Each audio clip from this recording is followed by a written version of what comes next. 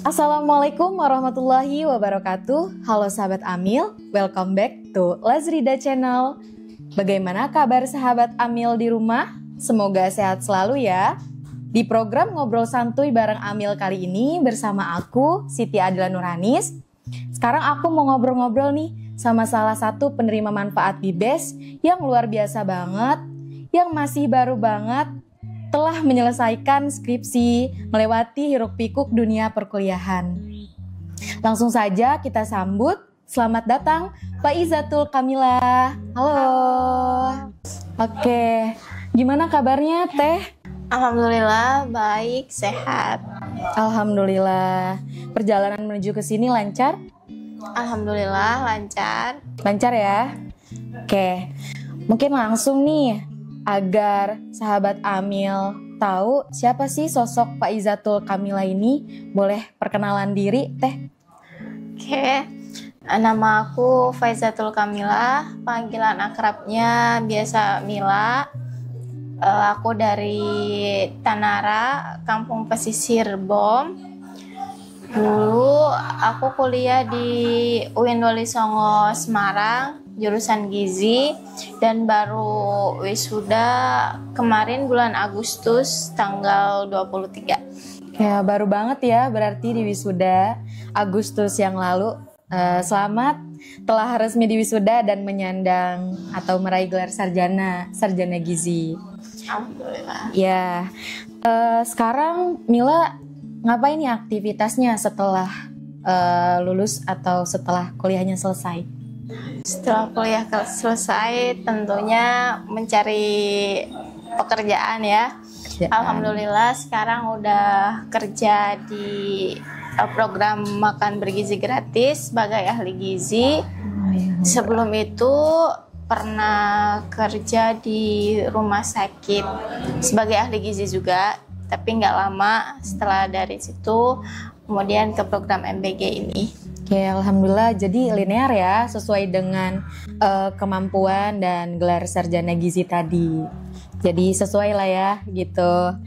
Oke, bisa diceritakan gak nih Teh, gimana awalnya keinginan untuk berkuliah seperti itu dari Teh Mila?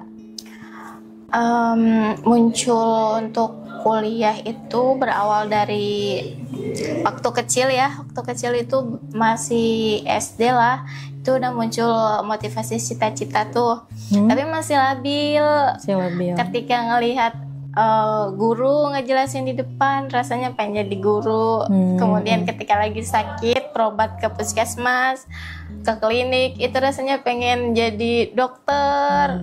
Terus kemudian ngelihat di rumah sakit ada perawat dan lain-lain, itu rasanya pengen jadi perawat. Pokoknya apa yang ada di depan mata, sebuah profesi kayak poluan dan lain-lain, itu rasanya nanti aku pengen jadi kayak orang itu gitu. Jadi ketika beranjak dewasa ke masa SMP, itu udah mulai mengkerucut tuh, udah mulai tahu potensi diri, udah tahu minatnya kemana. Itu udah mulai minat ke bidang kesehatan. Awalnya itu egonya tinggi banget ya, pengen jadi dokter gitu. Kemudian waktu SMA melihat persaingan begitu ketat, kemudian bersaingannya bukan dengan kalangan bawah-bawah, dengan kalangan anak-anak yang jenius dan berada, orang-orang berada kelas menengah atas tentunya, karena ya kuliah kedokteran gak murah ya, walaupun ada beasiswa pasti ada biaya-biaya di luar itu. Dan menurunkan ego ke ya udahlah, yang penting jurusan kesehatan apapun itu. Tapi orang tua ada membatasi, kamu boleh ke kesehatan asal jangan ambil ke perawat gitu. Jadi ya intinya kesehatan tapi tidak dengan jurusan perawat. Oke, dari tadi awal dari kecil mungkin melihat profesi berbagai orang yang kita temui jadi menarik perhatian gitu ya, ingin menjadi seperti itu. Selain adanya motivasi dan didukung juga adanya ambisi dalam diri, kayak di dalam kelas itu ya bersaing untuk meraih peringkat 3 besar dari SD sampai SMA.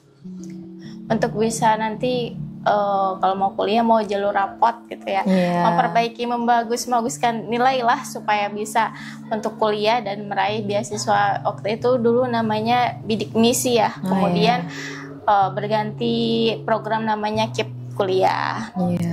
Alhamdulillah ya, jadi keinginan kemudian ambisi dari sudah terpupuk ya dari dulu dari tingkat sekolah sebelumnya, mau itu SMP mungkin SMA juga, jadilah ya berkuliah gitu di gizi ini gitu kan, tadi sarjana gizi. Nah, perasaan keluarga ketika tahu gitu Mila keterima kuliah, nah itu gimana tuh awalnya? Awalnya yang begitu antusias mendukung untuk kuliah hanya ibu saya. Ibu. Dulu waktu masih ada ayah, itu dua-duanya mendukung. Tapi ketika ada ujian besar, musibah, ayah saya udah terkena sakit dan gak ada di sisi kami. Udah kekuatannya cuma ada dukungan dari ibu. Kemudian ketika itu awalnya kayak pesimis lah. Ketika udah gak ada ayah di sisi kami, kayak mampu nggak ya saya menguliahkan anak saya gitu. Tapi ada beberapa guru-guru tuh yang kasih masukan ke ibu, jangan menyerah, jangan pesimis, ada beasiswa itu pasti bisa gitu. Kemudian orang tua juga kayak sayang nih anak ini udah dapat peringkat di kelas gitu, sayang kalau nggak dilanjutin. Terus kemudian bilang ke saya, kamu bagaimanapun keadaan, bagaimanapun caranya wajib kuliah, tapi kalau biaya dari emak jujur nggak sanggup, kamu harus kuliah dengan beasiswa. Gimana pun caranya kamu harus bisa meraih beasiswa, jangan berhenti setelah SMA ini. Dari situ saya aktif mencari-cari info beasiswa, baik dari kakak kelas, dari sosmed, dan alhamdulillah nemu jalannya. Oke, alhamdulillah ya. Tadi dari ibu juga support gitu ya untuk Mila, memberikan dukungan gitu dari bahasa agar Mila juga terdorong untuk mencari tahu informasi gitu sampai akhirnya ya mendapatkan tadi beasiswa bidik misi atau KIP kuliah saat ini. Nah, pernah nggak sih ada orang yang meremehkan atau menyepelekan ketika Mila memutuskan untuk mau berkuliah gitu sebelumnya? Tentu, dan itu dari keluarga sendiri ya. Dari sisi keluarga yang mendukung untuk kuliah kan cuma ibu saya. Dan dari keluarga yang sampai ke jenjang perkuliahan itu cuma anak-anak ibu saya aja, kakak saya, kemudian ya saudara-saudara kayak bibi yang lain-lain itu yang meremehkan. Kan banyak sekarang tuh sarjana pengangguran gitu kan. Alah, kuliah tinggi-tinggi toh ujung-ujungnya kerja di pabrik juga, ujung-ujungnya banyak yang pengangguran, sama aja kayak yang nggak kuliah, udah ngeluarin banyak-banyak uang pastinya gitu, toh ujung-ujungnya sama aja kayak orang biasa gitu. Ya, justru dari kalangan terdekat ya. Nah itu pasti Teh Mila nih meresponnya dengan apa nih? Dari ada yang meremehkan seperti itu, dari Teh Milanya gimana pada saat itu? Ya dijadikan motivasi dan nggak terlalu dimasukkan ke hati sih. Lebih ke membuktikan bahwa apa yang mereka katakan itu semuanya salah. Jadi dibuktikan gitu ya, dengan ya ada peluang gitu untuk menaikkan derajat begitu kan. Betul. Dari berkuliah itu untuk mengenyam pendidikan tinggi. Oke. Nah, tadi kan Teh Mila dari S1 Gizi ya. Kenapa nih milih jurusan Gizi kemudian di UIN ya? Di UIN Wali Songo Semarang. Nah, itu kenapa tuh sampai akhirnya di kesehatan terfokus di Gizi gitu? Kalau dari jurusan Bang udah menjurus waktu SMA itu udah memplotkan kayak mau ngambil jurusan kesehatan apapun itu. Syukur kalau dapet kedokteran, nggak dapet kedokteran juga nggak apa-apa, yang penting kesehatan. Dan nemu jalannya di gizi. Kemudian untuk kampus itu seperti nelan ludah sendiri ya. Awalnya tuh? itu bilang ke temen, saya nggak mau kuliah di UIN, apalagi yang berlatar Kemenag, antara kebijakan pendidikan Kemenag sama Kemdikbud kan agak gimana ya, berbeda. Lebih bagus ke Kemdikbud. Terlebih ini mungkin lebih ke sains juga ya, saintek gitu. Iya. Terus tapi ya jalannya Allah mengarahkan ke UIN. Awalnya daftar ke Kemdikbud tapi belum jodoh. Dan dikasih jalan yang lain, jodohnya di UIN. Dan yang penting utamanya jurusannya, dimanapun kampusnya, ya udah diambil yang di UIN. Ya, qadarullah ya, rezekinya dapat di UIN gitu. Apapun itu ya, kembali lagi ke orangnya dan mau fokus ke mengenyam ilmu itu ya, yang di gizi kesehatannya gitu. Oke. Kira-kira tantangan terbesar nih dari segi ekonomi keluarga pada saat itu, tadi kan dari ibu gitu ya yang hanya mendukung begitu kan ya, pasti kan dari ibu juga mensupport gitu. Kalau boleh tahu pekerjaan dari orang tua Mila itu apa?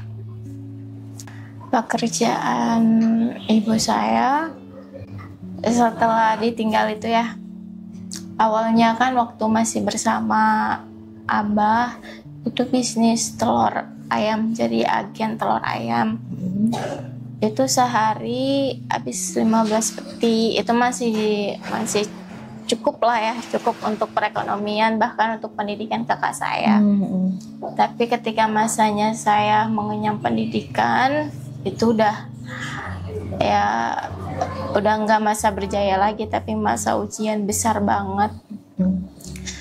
Dan ayah sakit dan nggak ada di sisi kami. Kemudian ibu nggak menyerah, tetap melanjutkan apa yang udah dijalankan, walaupun ya namanya perempuan, semampunya, seadanya, yang penting nggak menyerah dengan keadaan. Waktu yang dulunya itu sehari 15 peti, ketika ibu saya yang menjalankan paling sehari 1 peti, dan itu pun kadang habis, kadang enggak, dan itu enggak menutup kebutuhan sehari-hari. Belum lagi kalau ada yang reject telurnya dan lain-lain ya, ibu saya di samping itu jualan telur gabus karamel, jualan goreng-gorengan, ya sekuatnya untuk bisa menutupi kebutuhan sehari-hari. Ya, jadi apapun dilakukan ya sama ibu untuk memenuhi kebutuhan anaknya gitu, untuk memenuhi kebutuhan ekonomi, menghidupi keluarga gitu ya. Luar biasa untuk ibunya Teh Mila ya. Dan Teh Mila kan ini alhamdulillahnya menjadi salah satu penerima manfaat di BES ya. Nah, boleh diceritakan Teh gimana awal mula Teh Mila bisa tahu nih ada program BIBES gitu di Lazrida? Seperti apa? Saya mengenal Rida itu waktu saya bukan kuliah tapi waktu sekolah di Man 4 Tangerang, SMA ya. Di SMA. Itu banyak sewaktu itu sering datang tim Rida yang mengisi acara-acara di Man 4 Tangerang. Jadi ke notice gitu ya. Kemudian ada teman-teman saya yang memang benar-benar yatim, itu didata dan didaftarkan di program beasiswa untuk anak SMA di Rida. Tuh kemudian untuk yang saya kan dapat program beasiswa di Rida itu masa setelah lulus MAN ya. Dan itu saya kan ada orang tua bilang kamu harus kuliah tapi wajib dengan beasiswa. Kalau tanpa beasiswa nggak akan mampu untuk membiayainya. Mungkin berat ya, agak berat gitu. Kemudian saya mencari-cari info tuh dari kakak tingkat, ada beasiswa KIP kuliah sama beasiswa di BES Rida. aku. Kemudian saya menyiapkan semuanya, dari gimana cara daftarnya, apa saja yang harus disiapkan, sampai gimana cara biar dapat beasiswanya. Kemudian dapat info 2 beasiswa itu, bidik misi sama BBS dari kakak tingkat yang sebagai penerimanya juga. Dari situ kemudian saya daftar kuliah, daftar beasiswa itu, dan alhamdulillah menjadi bagian penerima manfaat dari program BBS Rida. Nah, begitu ya, dari mencari tahu awalnya ya, terus mention juga mungkin ada dari tim-tim Les Rida ya ke sekolah gitu. Jadi alhamdulillahnya rezeki juga bisa menjadi salah satu penerima manfaat itu. Nah, pastikan yang udah dilalui oleh Teh Mila gitu ya, dari setelah lulus gitu ya, masuk perkuliahan sampai dengan lulus kan ya, juga dibantu dari pendapatan BBS Rida ini.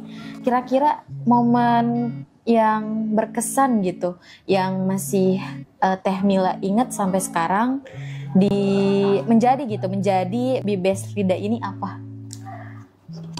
Sebenarnya semua kegiatan yang saya ikuti di program selama jadi penerima BBS ini semuanya berkesan.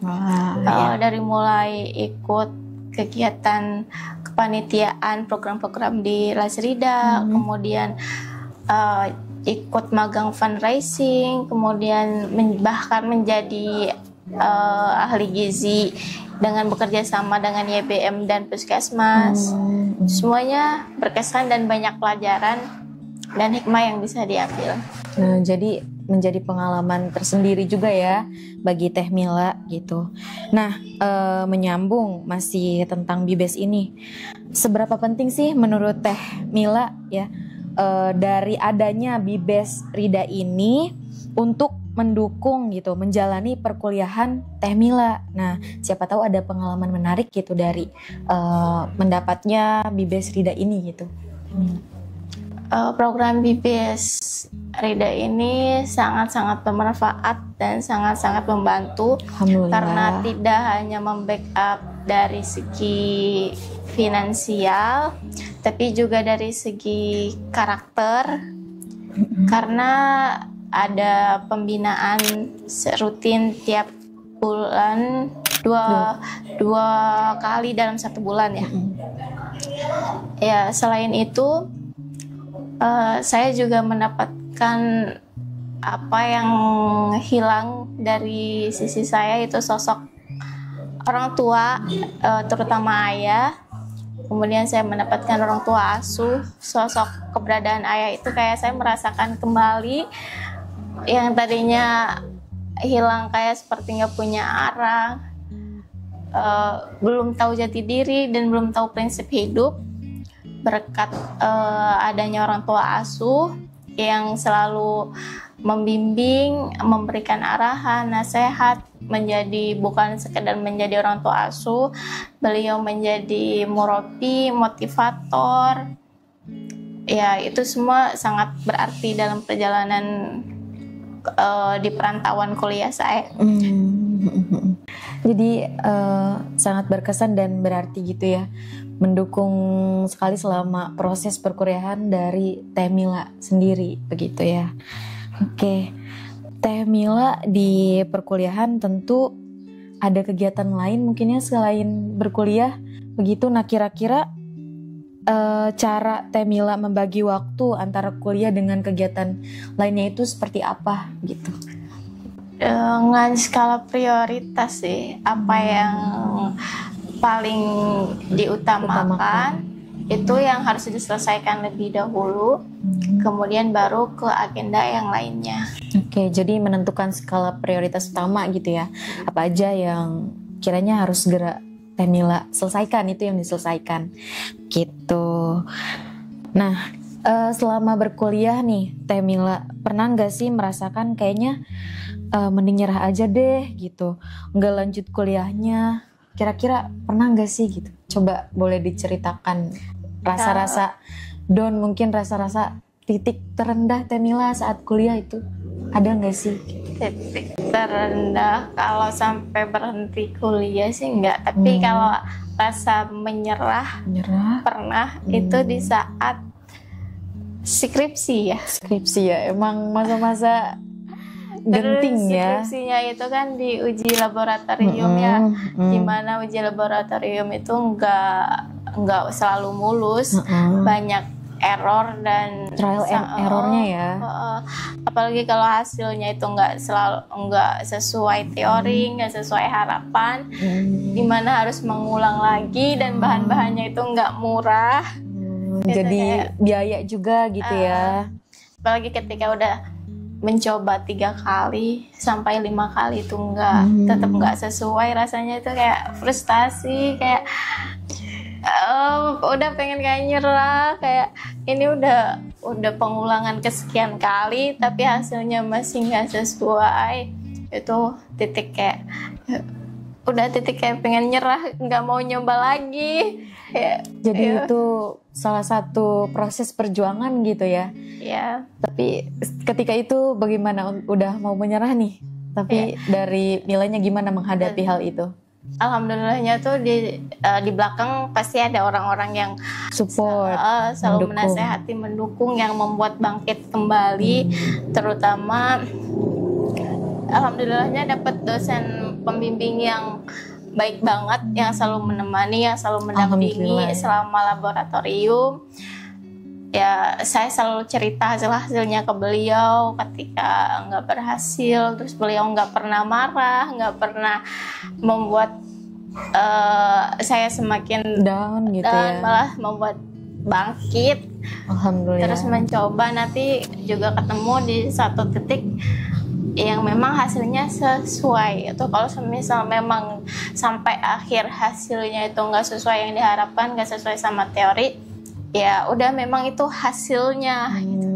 Nggak usah sedih, nggak usah menyerah, ya itu memang hasilnya gitu. Tapi kita coba terus perbaiki, mencoba lagi, ganti bahan-bahan yang terbaik, terbaru, dan alhamdulillahnya berhasil. Alhamdulillah ya, setelah melewati berbagai percobaan gitu ya, pengulangan, bahkan hampir mau menyerah begitu ya, tapi alhamdulillahnya berhasil tadi ya. Udah memang ya harus berjuang dulu mungkin ya, sampai pada akhirnya ya mencapai keberhasilan tadi yang Teh Mila dapatkan begitu. Dan alhamdulillah juga dari dosennya emang jadi support gitu ya, mensupport dari Teh Milanya gitu, jadi bisa buat bangkit dan ya bisa menyelesaikan itu gitu. Nah, jadi siapa aja sih gitu sosok yang paling berjasa selama proses pendidikan Mila?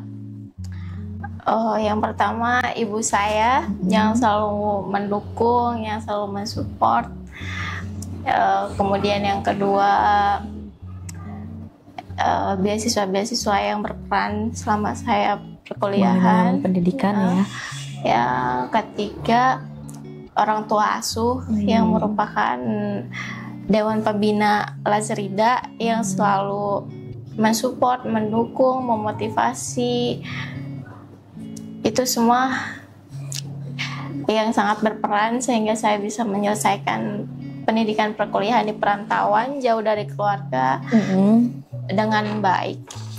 Alhamdulillah ya Teh Mila, dari adanya peran-peran sosok yang berjasa tadi tentu menjadi poin penting gitu ya untuk berjuang menyelesaikan perkuliahan Teh Mila tadi.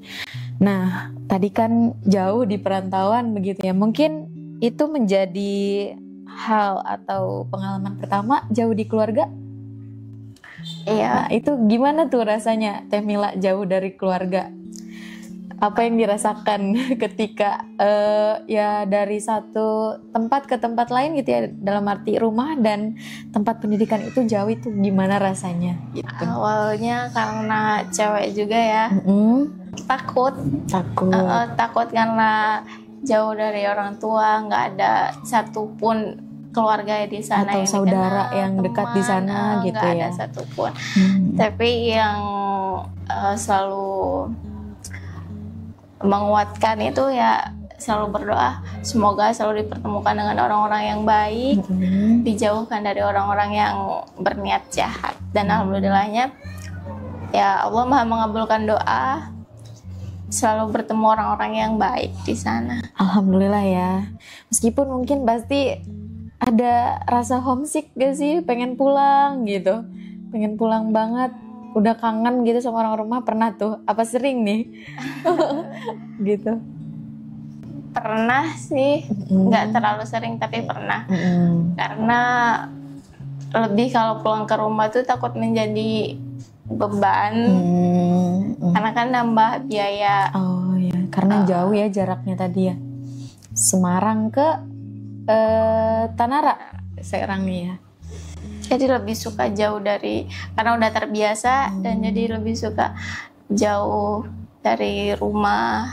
Kalau pulang takut kayak jadi beban, nambah biaya beban lagi gitu ya. Tapi pasti selalu komunikasi lah ya sama orang di rumah juga untuk mengobati rasa-rasa rindu, mungkin kangen yang sebelumnya dekat dan ini harus jauh begitu. Tapi kira-kira kalau pulang ke rumah berapa bulan atau setahun sekali atau berapa? Waktu zaman kuliah itu setiap semester, liburan semester tuh pulang. Jadi per semester sekali? 1 tahun 2 kali ya? Iya, per semesternya sekali pulang gitu ya? Iya, 1 tahun 2 kali gitu ya. Ada harapan atau harapan Mbak Mila nih, Teh Mila, buat penerima BIBES para manfaat di Lazrida? Harapan dari Teh Mila gitu. Harapannya apa yang menjadi moto atau harapan dari program BIBES kan mencetak pemuda yang mulia, penuh karya dan kaya raya, itu bisa diwujudkan melalui pemuda-pemuda penerima BIBES Rida. Oke. Menurut Teh Mila, arti dari pendidikan itu apa sih gitu bagi Teh Mila? Sebuah proses yang secara sadar, terencana untuk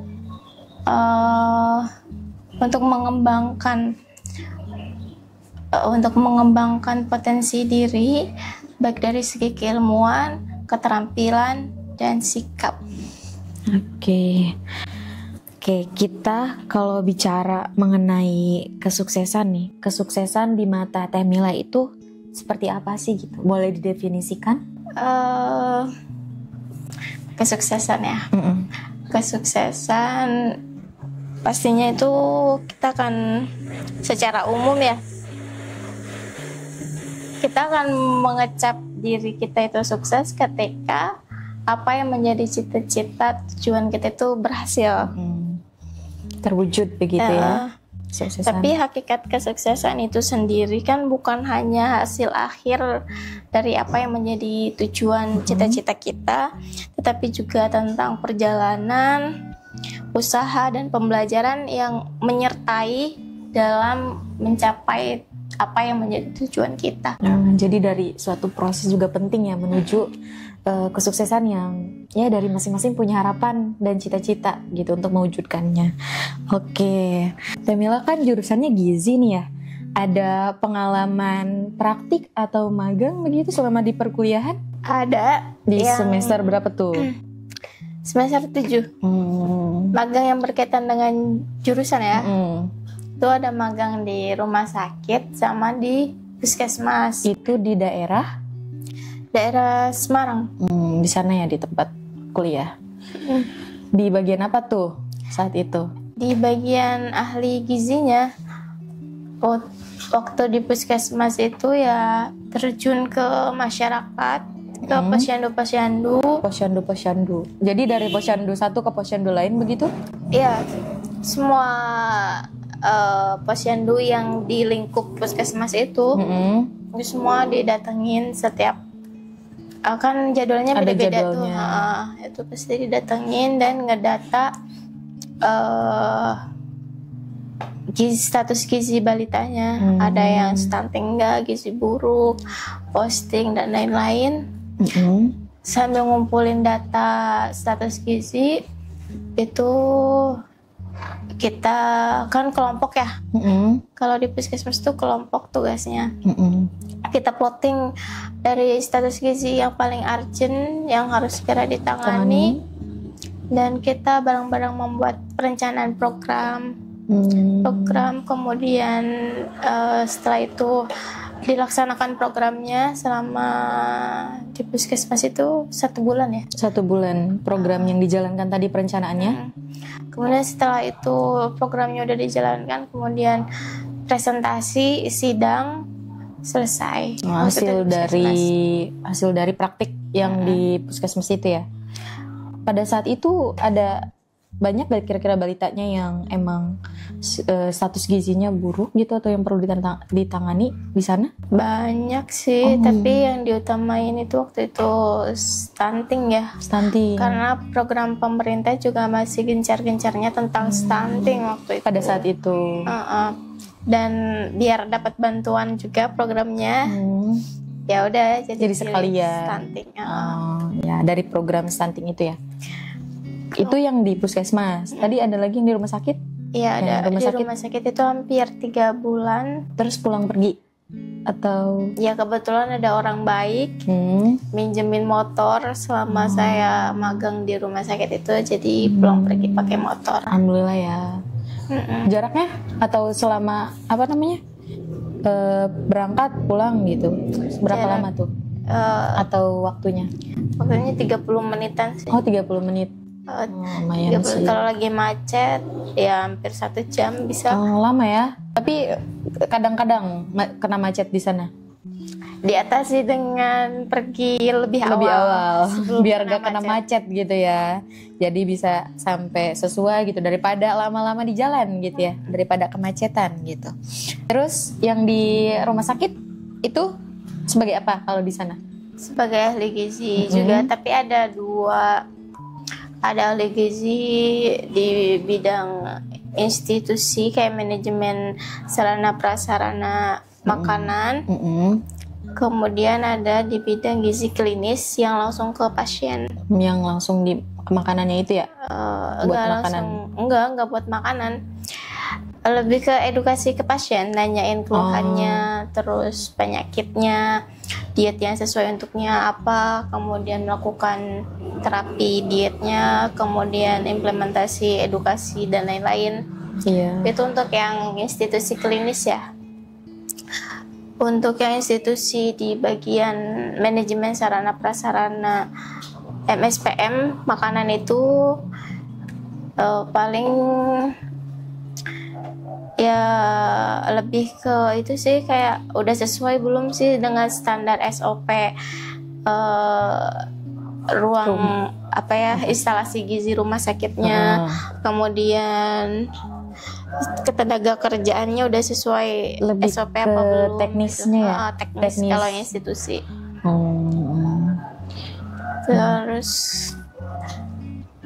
ya kalau yang klinis itu ya ke pasien. Jadi screening. Apa yang dibutuhkan pasien begitu kan? Dari segi awalnya itu screening, nanyain latar belakang, nanyain keluhan, penyakit, riwayat sebelum sakitnya kayak gimana. Dari tahapannya itu ya awalnya. Kemudian kita nentuin prioritas diagnosa yang jadi prioritas utama yang harus segera diselesaikan, yang urgent. Itu berarti langsung interaksi sama pasien? Kemudian setelah udah ditemukan diagnosa prioritas, kita membuat perencanaan dietnya, dari cara pemberian dietnya, dari jenis dietnya, kemudian menunya, kemudian apa aja yang harus dihindari, yang harus dimakan sama pasiennya, menjadi pantangan dan kebutuhannya itu seperti apa begitu ya? Itu diimplementasikan selama pasien itu dirawat. Itu kita satu pasien tuh yang kita megang sampai dia pulang dari rumah sakit, sampai keadaan dia membaik. Kemudian melakukan ketika dia udah mulai membaik, udah mau pulang dari rumah sakit, itu kita harus melakukan edukasi. Itu kita harus sampai tahap edukasi. Kalau kita nggak sampai tahap edukasi, ngulang lagi cari pasien dari awal. Jadi dituntasin ke pasien yang satu itu yang menjadi pegangan sampai dengan tahap akhir itu. Nyari pasien yang emang penyakitnya itu agak berat dan dirawatnya itu agak lama. Jadi ada proses gitu ya. Kalau pasiennya itu cuma dirawat 1-2 hari, itu kayak kita Selingan... tuh kayak percuma kemarin screening karena disuruh ngulang lagi dari awal. Jadi mending sekalian cari pasien yang emang agak berat penyakitnya. Tapi ya jangan yang berat-berat banget juga. Jadi prosesnya itu ya, dari prosesnya juga kan dari awal. Lebih menyakitkan itu ketika pasiennya meninggal. Ada pengalaman itu dari Mila atau kakak tingkat sih? Kakak tingkat. Ceritanya waktu kelompok saya yang magang di rumah sakit itu alhamdulillah nggak ada ya. Nggak ada yang sampai pasiennya meninggal. Wah, itu jadi catatan ini mungkin ya, ketika ada rasa takutnya mungkin. Lemes ya ketika pasien yang kita tangani terus tiba-tiba udah nggak ada tuh kayak umur ya. Takut kesalahan dari kita gitu. Atau emang udah takdirnya. Gitu. Tapi alhamdulillah lancar ya. Teh Mila di sana selama 3 bulan kalau di rumah sakit itu. 3 bulan. Teh Mila, kita dapat info nih. Teh Mila pernah ke Malaysia ya? Betul nggak? Alhamdulillah ya. Iya, nah itu kalau boleh tahu, Teh Mila ada rangka atau dalam rangka program apa di sana dan berapa lama gitu? Ngapain aja sih di sana gitu? Itu dalam rangka KKN. KKN. Yang awalnya itu nggak pernah terbesit untuk sampai ke Malaysia ya. Itu kayak kan itu percepatan ya. Yang seharusnya saya itu magangnya setelah KKN-nya itu setelah magang, yang prodi gizi umumnya. Waktu itu ada program akselerasi apa percepatan ini? Program apa ya? Pokoknya program dari fakultas yang ingin lebih cepat memperkenalkan fakultas lebih jauh sampai internasional gitu. Kayak ada program khusus dari fakultas. Dari fakultas berarti. Kemudian jurusan tadinya sih psikologi doang. Tadinya. Terus kemudian yang gizi diajaklah sama dekan tuh. Kemudian saya tanya kan, bukannya yang jurusan gizi KKN-nya setelah magang ya Pak, apa boleh ikut sebelum magang gitu, persyaratannya apa gitu. Terus dikasih coba komunikasi sama dekan aja langsung gitu. Setelah komunikasi gak apa-apa mungkin dari prodi gizi sedikit aja yang diambil, 5 anak gitu ya. Saat itu 5 orang, salah satunya termasuk Mila. Kemudian persyaratannya apa? Segera, nggak banyak gitu ya dibilangnya. Segera aja bikin paspor secepatnya. Kalau bisa hari ini gitu ya. Terus ya udah bikin paspor secepatnya. Kemudian langsung waktu itu karena di Semarang antriannya banyak banget. Dan itu bisanya di bulan depannya lagi, kan nggak bisa. Jadi nyari yang agak longgar dan nggak antri banyak itu dapat di Jogja. Jadi sampai ke Jogja ya buat ngurus paspor itu. Kemudian alhamdulillah ada yang bantu, lancar. Setelah itu ya mikirin biaya ya. Oke, untuk di sana begitu. Ya kemudian kata dosennya, udah nggak usah mikirin biaya, nggak mahal kok di sana, makannya gratis gitu. Dapat makan ya? Siapin aja uang untuk pesawat mungkin, dan pesawatnya juga nggak hampir 2 juta juga nggak nyampe, 1 juta juga sekali berangkat 700 apa berapa yang nggak nyampe berangkat itu ya? nyampe jutaan ya pesawatnya, karena itu terhitungnya murah daripada KKN di Indo setelah magang ya kan setelah magang kan harusnya itu juga lebih mahal dari itu. Kemudian biar KKN-nya cepat selesai dan saya bisa ngejar 8 semester selesai, ya udah saya ikut meyakinkan diri untuk ikut program internasional itu. Kemudian berangkat ke Malaysia waktu itu. Pas di sana Ya, alhamdulillah disambut dengan keluarga. Kan di tempatnya di pesantren ya, karena UIN kerjasamanya sama pesantren. Keluarga Abi, Umi, Ustazah di sananya tuh baik-baik banget. Disambut dengan makanan yang khasnya Malaysia. Pokoknya di sana sampai berat badan juga naik. Jadi enak makan di Malaysia. Makanan-makanan Malaysia udah pernah Temila rasain nih berarti ya.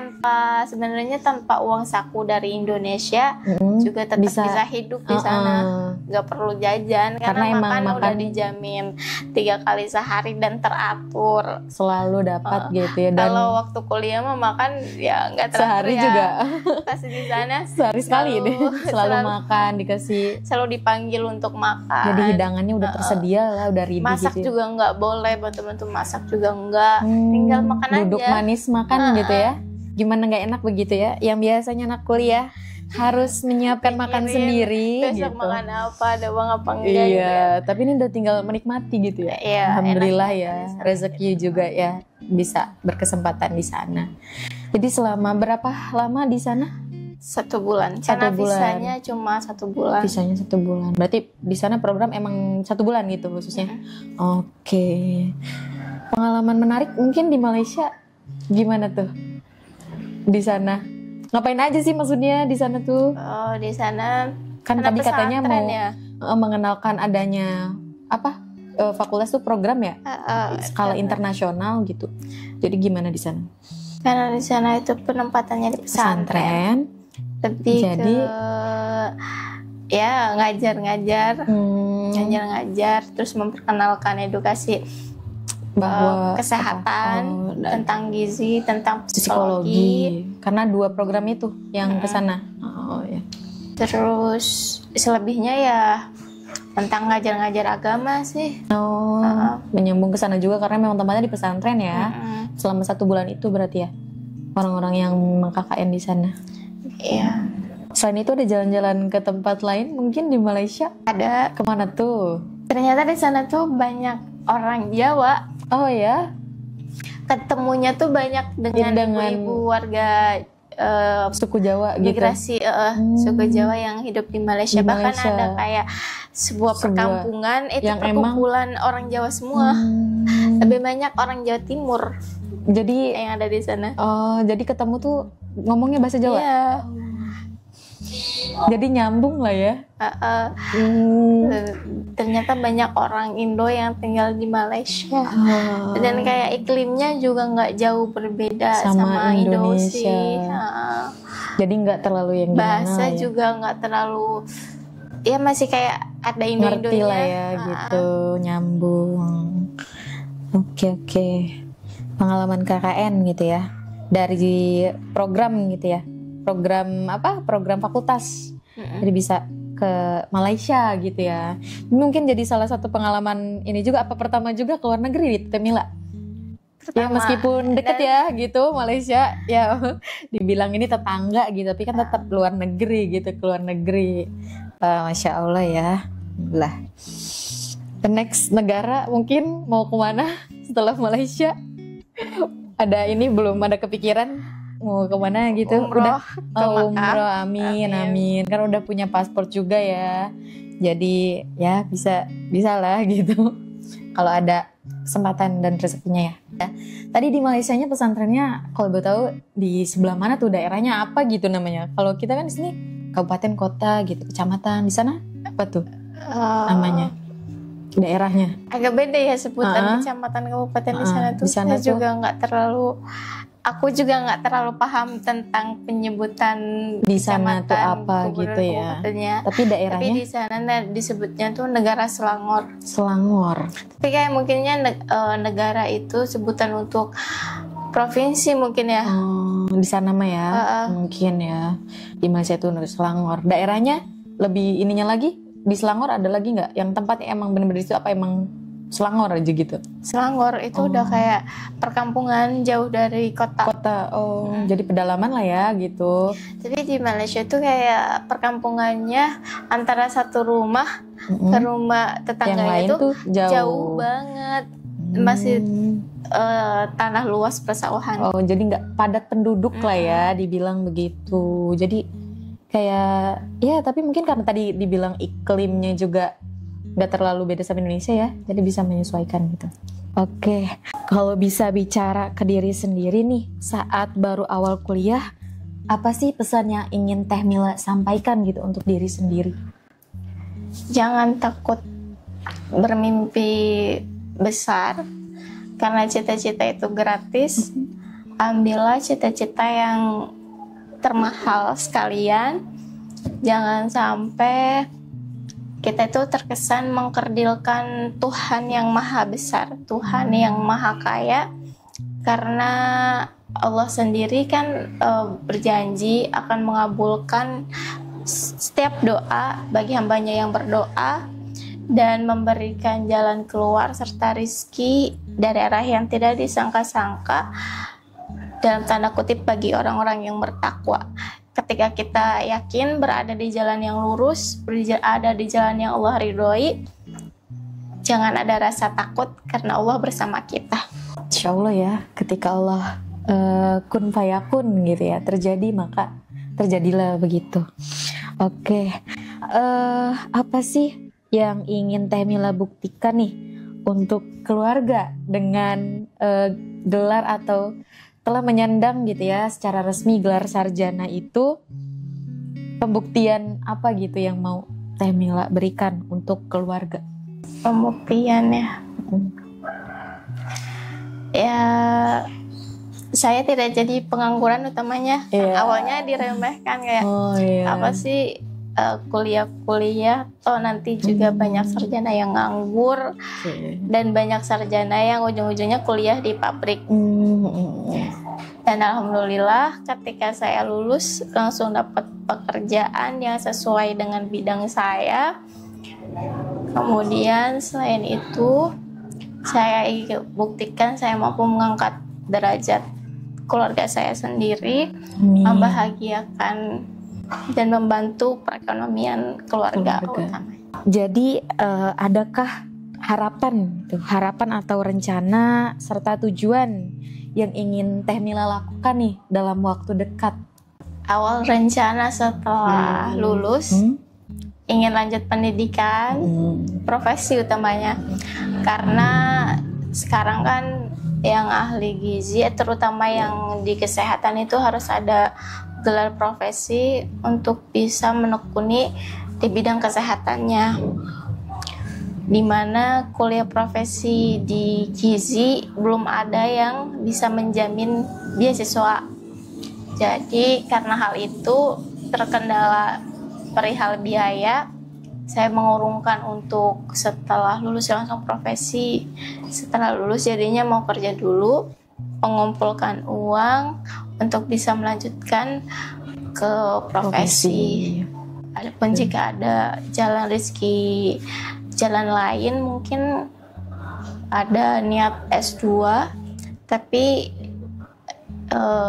gak terlalu linear, tapi masih linear, prodi teknologi pangan. Oh, tekpang ya. Oke, tadi ya. Jadi untuk sejauh ini menjalani ya dengan bekerja sambil mengumpulkan untuk pendidikan selanjutnya gitu ya. Semoga apa yang Teh Mila usahakan tentang sedang diperjuangkan, dipermudah juga ya, dilancarkan oleh Allah. Amin. Oke, ini masih menyambung ke yang tadi nih.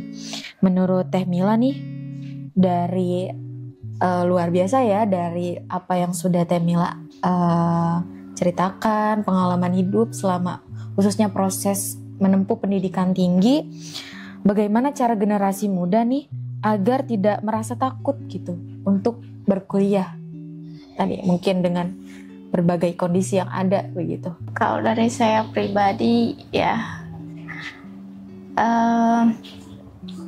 menghilangkan rasa takut, percaya akan kebesaran Allah, percaya akan janji-janji Allah yang tertuang dalam Al-Quran dan hadis, yang tadi udah diucapkan bahwa Allah itu ya akan mengabulkan doa bagi setiap hambanya yang berdoa dan yakin akan kebesarannya, dan Allah akan memberikan jalan keluar dan rizki dari arah yang tidak disangka-sangka asalkan kita bertakwa kepadanya. Jadi tugas saya menjadi manusia yang bertakwa, memiliki cita-cita yang besar dan yakin akan kebesaran Allah. Itu udah bisa menjadi pegangan selama saya menjalani perkuliahan dan menyelesaikannya dengan baik. Itu dengan proses dan usaha yang Temila lakukan ya. Oke. Selanjutnya ada pesan yang ingin Temila sampaikan mungkin untuk para donatur, orang tua asuh yang telah membantu proses pendidikan Temila nih dari awal perkuliahan hingga berhasil menjadi sarjana. Tentu ada peran-peran tadi ya yang disebutkan gitu. Ada pesan boleh mungkin disampaikan begitu. Untuk para donatur, saya mengucapkan banyak terima kasih sudah menemani perjalanan pendidikan saya sehingga saya bisa menyelesaikan kendala perekonomian selama kuliah. Kemudian selain itu untuk orang tua asuh, terima kasih sudah menemani perjalanan saya selama pendidikan, sudah mengambil peran sebagai ayah, mengambil peran sebagai motivator, mengambil peran sebagai murabi, sehingga saya memiliki arah serta prinsip dalam perjalanan kehidupan yang saya pegang hingga saat ini. Mungkin ucapan terima kasih tidak akan pernah cukup. Saya akan selalu membawa nama-nama kalian, mendoakan doa-doa saya selalu menyertai para donatur dan orang tua asuh. Semoga Allah berkenan mengabulkannya. Amin. Dan menjadi wasilah adanya kehadiran keberkahan, kebahagiaan, dan kemuliaan dalam kehidupan para donatur dan orang tua asuh yang selama ini menemani perjalanan pendidikan saya. Amin, Allahumma amin. Ada lagi, Temila? Mungkin itu aja. Oke. Mungkin boleh nih selanjutnya Temila bisa jawab cepat gitu ya ketika saya memberikan suatu pertanyaan. Oke, di sini satu kata yang menggambarkan perjalanan pendidikan Temila apa? Satu kata. Allahu Akbar. Allahu Akbar. Selanjutnya, lebih sering begadang untuk tugas atau skripsi? Iya, untuk dua-duanya. Oh, dua-duanya. Oke. Kalau lagi stres nih, kuliah biasanya ngapain? Kalau lagi stres, healingnya pergi jogging olahraga. Gak jogging atau olahraga? Sampai keringetan, sampai capek, kerasa plong, itu udah menjadi obat lumayan ngilangin stres gitu ya. Selain itu ya paling curhat ke sahabat, teman yang bisa gitu dipercaya. ya. Kadang juga sering curhat ke orang tua asuh. Ya. Oke, lebih susah ngerjain skripsi atau nahan lapar kalau lagi puasa? Nih. Skripsi lah. Skripsi kalau ya. puasa mah nggak terasa haus dan lapar sama sekali. Oh ya, karena terbiasa itu ya. Oke, selanjutnya sebutkan satu dosen favorit. Siapa nih? Sebut nama nih. Sebut nama? Boleh? Bu Nur Hayati, SPDM Sains.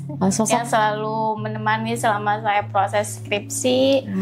Yang selalu memberikan semangat, dukungan, motivasi. Oke, menjadi dosen favorit ya. Oke, selanjutnya sebutkan satu judul buku favorit. Apa ya tadi lupa? Yang pertama sih Sirah Nabawiyah ya, sejarah Nabi. Kemudian yang kedua itu apa sih Bidadari? Apa ya tadi judulnya lupa bentar. Itu sih novel ya, yang kedua itu novel. Bidadari enggak, Surat Cinta Bidadari Surga. Surat Cinta untuk Bidadari Surga. Oke. Kalau ada kesempatan kuliah lagi, tadi ya? Iya, mau ambil jurusan profesi sama yang linear antara gizi lagi atau teknologi pangan. Antara dua itu ya. Oke, profesi atau teknologi pangan. Satu makanan favorit anak rantau yang paling sering jadi penyelamat. Apa tuh? Umum nih anak Apa tuh? rantauan. Mie instan paling, tapi saya paling menghindari untuk mie instan sih. Karena kan ya 5.000 juga masih bisa dapat nasi rames kan. Kalau di sana ya, di Semarang khususnya masih bisa nemu lah ya, masih bisa ngaksesnya gampang gitu ya. Daripada kena tipes. Daripada mie instan mulu gitu ya. Mie instan mulu gitu. Meskipun gampang gitu ya, instan gitu. Oke, selanjutnya satu pesan singkat untuk adik-adik penerima Bibes Rida. Apa nih? Pesan ya. Ya bercita-citalah setinggi semahal mungkin karena cita-cita itu gratis. Jangan takut karena kalian punya Tuhan yang maha besar, Tuhan yang maha kaya. Jangan sampai ya kita karena doa kita yang kecil itu seolah-olah mengkerdilkan Tuhan yang maha besar. Ya, Masya Allah, itu dia sahabat Amil, proses dan perjuangan Mbak Kamila ya, yang telah berhasil menyelesaikan pendidikan dan resmi menjadi sarjana. Meskipun untuk mencapai atau meraihnya itu tidaklah mudah gitu ya, sampai di titik menjadi seorang sarjana gizi begitu. Semoga obrolan ini menjadi inspirasi buat kita semua, terutama untuk sahabat Amil yang masih takut untuk kuliah dikarenakan takut gak ada biaya, masih banyak cara untuk meraih itu semua dengan tadi usaha-usaha untuk mendapatkan beasiswa begitu kan, itu menjadi penyokong gitu untuk menjadi perjuangan gitu, tambahan gitu, nilai lebih gitu, terutama dengan beasiswa tadi. Karena orang bijak pernah berkata, jika ada kemauan pasti ada jalan. Terima kasih kepada Teh Mila yang sudah berbagi pengalaman. Untuk sahabat Amil semuanya, semoga kedepannya makin sukses. Amin. Segala hazard yang telah direncanakan berhasil semuanya. Yang paling penting bisa menjadi inspirasi untuk banyak orang dan menebar kebermanfaatan untuk banyak orang. Dan buat sahabat Amil yang menonton episode ini, jangan lupa like, comment, and subscribe. Dan share ke temanmu yang masih takut untuk kuliah. Sampai jumpa di episode ngobrol santuy bareng Amil selanjutnya. Wassalamualaikum warahmatullahi wabarakatuh.